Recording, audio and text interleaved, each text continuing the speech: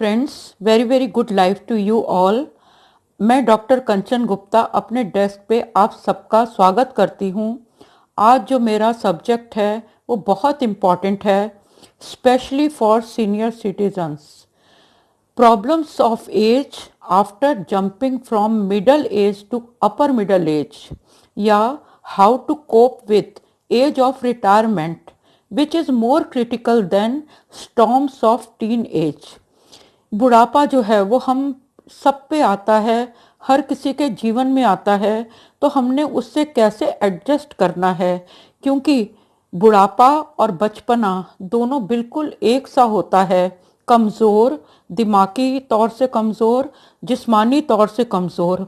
इसमें 3 तरह की जो प्रॉब्लम्स आती हैं, फिज़िकल यानी जिस्मानी, इमोशनल यानी रूहानी, और दिमागी, थर्ड मेंटल इंटेलेक्चुअल। उन पे हमें ज़्यादा ध्यान देना पड़ता है ताकि बुढ़ापा इंसान का बहुत आराम से गुजरे। जो फिज़िकल प्रॉब्लम्स आती हैं उसमें इनपुट बहुत कम हो जाती है, चाहे वो खुराक की हो, चाहे वो किसी न्यूट्रिएंट वैल्यू की हो, लेकिन आउटपुट बहुत ज़्यादा हो जाती है, क्योंकि जो वाइटल ऑर्गन्स हैं उनकी एनर्जी बहुत कम हो जाती है। Main loss of vital energy, vital forces, और degeneration of bones and muscles. Pains होती हैं, बहुत कमज़ोरी आती है। इनकी जो मैं दवा आपको बता रही हूँ वो आप ध्यान से सुने। बुढ़ापे की कमज़ोरी के लिए हमेशा एम्ब्रा ग्रीसिया को याद रखें, बेराइटा कार्ब को याद रखें, और ये आपकी किट में होनी चाहिए, जो आप टाइम टाइम से एज अ टॉनिक लेते रहें बिना किसी से पूछे, क्योंकि ये आपके लिए बहुत ज़रूरी है। और बॉडी में पेन्स होना, मसल्स की पेन्स होना इस उम्र में एक आम प्रॉब्लम है। मैग्नीशिया फॉस आपकी किट में होनी चाहिए। वांट ऑफ ब्रेथ, माने सांस ठीक नहीं चलती और इंसान को दमा वगैरह इस उम्र में बढ़ जाता है, सांस लेने में तकलीफ होती है। तो मैंने एस्पिडियोस्पर्मा मेडिसिन को आपके लिए मुकर्रर किया है।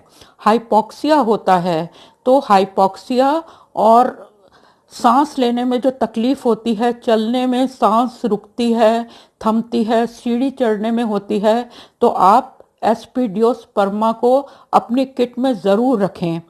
इस उम्र में हाइपोथर्मिया होता है। मेरे एक्सपीरियंस में मुझे रोज़ कोई ना कोई कहता है कि उनकी मदर इन लॉ या मदर इन को एकदम से कुछ हो गया और वो मरने जैसी उनकी स्थिति हो गई। वो है हाइपोथर्मिया, उनका बॉडी टेम्परेचर बहुत डाउन हो जाता है, 40 to 50 हो जाता है, और उनकी जीभ निकल आती है, दांत भिज जाते हैं, जॉ लॉक हो जाते हैं, और उनकी आंख नहीं खुलती। तो आप किस मेडिसिन को याद रखेंगे? कैस्टोरियम को। कैस्टोरियम उनको फिर से लाइफ देगी। उन्हें आप कॉफ़ी दीजिए, कॉफ़ी पिलाइए, तो उनका बॉडी का जो टेम्परेचर है वो बैलेंस होगा। और इस उम्र में urinary excess, involuntary urination, urine की ड्रिबलिंग होना और पता नहीं चलना कि कब यूरिन आया है, और ये भी हमारे एक समाज की एक ऐसी ज़रूरत पड़ गई है कि आजकल उनके लिए डायपर्स बन रहे हैं और उनको डायपर में लपेट के 24-24 घंटे छोड़ दिया जाता है। ये भी एक बहुत गलत प्रोसेस है। आप उनको क्रियोजोटम एंड इक्विजिटम दें। ये 2 ऐसी मेडिसिन हैं जिनका मैं जिक्र अपनी एक वीडियो में कर चुकी हूँ, जो कि बेड वेटिंग और इनवॉलेंट्री यूरिनेशन पे है। आप उस वीडियो को देखें कि ये 2 मेडिसिन उनके ब्लैडर को मजबूत करेंगी। नेक्स्ट हम चलते हैं उनके लिए बोन्स की प्रॉब्लम्स के लिए। कॉस्टिकम बहुत ज़रूरी है, और बेराइटा भी उनकी बोन्स को स्ट्रेंथन करती है।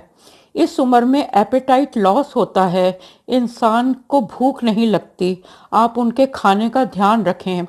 नेक्स्ट हम चलते हैं, मैंने इस एज के लिए सेलेनियम को चूज़ किया है और स्पाइजेलिया को चूज़ किया है। ये दोनों मेडिसिन वैसे तो दिल की ताकत के लिए कि हार्ट अटैक ना आए, बहुत सी मेडिसिन हैं जिसके लिए मेरी अलग वीडियो होगी, लेकिन स्पाइजेलिया और सेलेनियम उनके नर्वस सिस्टम को बिल्कुल ठीक रखेंगी। और सेलेनियम ऐसी दवा है जो कि आज 90% जो मेल फोक हैं, जो मर्द हैं, उनको प्रोस्टेटाइटिस होती है, प्रोस्टेट का बढ़ जाना, ये सब तकलीफ़ें आती हैं। सेलेनियम प्रोस्टेट की बेस्ट मेडिसिन है। और प्रोस्टेट पे मैं एक और वीडियो बनाऊंगी जिसमें पूरी डिटेल्स दूंगी कि उनके प्रोस्टेट की प्रॉब्लम को किस तरह कंट्रोल करें। हाँ, उनके कुछ और टॉनिक हैं जैसे ऑरम मेट, फेरम मेट यानी कि सोने का पानी, और आयरन, फेरम मीन्स आयरन, और कैलकैरिया फॉस, बेराइटा कार्ब और कॉस्टिकम उनकी हड्डियों के लिए बहुत अच्छी एक टॉनिक है। सेकंड, हम चलते हैं इमोशनल लेवल पे। आज जो हमारे समाज की स्थिति है, जो हमारे आगे पीछे वातावरण है, मोस्टली ओल्ड पीपल अकेले हैं, या तो वो ओल्ड एज होम में हैं और अगर घर में हैं तो भी अकेले हैं। जिन्होंने अपनी लाइफ बच्चों को बड़ा करने में और एक फैमिली में गुजारी हो, अचानक उन्हें जब अकेला होना पड़ता है तो उनके अंदर एक उदासी आती है, लोनलीनेस होती है, सेपरेशन एंजाइटी होती है, और वो बहुत उदास रहते हैं। और कुछ लोग बहुत चिड़चिड़े और गुस्से वाले हो जाते हैं। अगर वो गुस्से वाले होते हैं तो आप कैमोमिला को याद रखिए। अगर उनको ग्रीफ है, ग्रीफ होना भी बहुत लाजमी है, क्योंकि वो अपने सामने अपने दोस्तों को इस दुनिया से जाते देखते हैं, बहन भाइयों को इस दुनिया छोड़ के गुजर जाते देखते हैं, तो उनके अंदर एक ग्रीफ होता है, दुख होता है।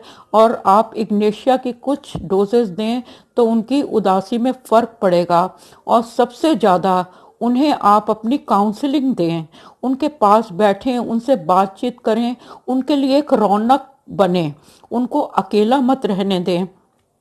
और उनके दिमाग के लिए, उनको हंसाने के लिए, उनको खुश रखने के लिए एक बहुत अच्छी दवा है हायोसियमस।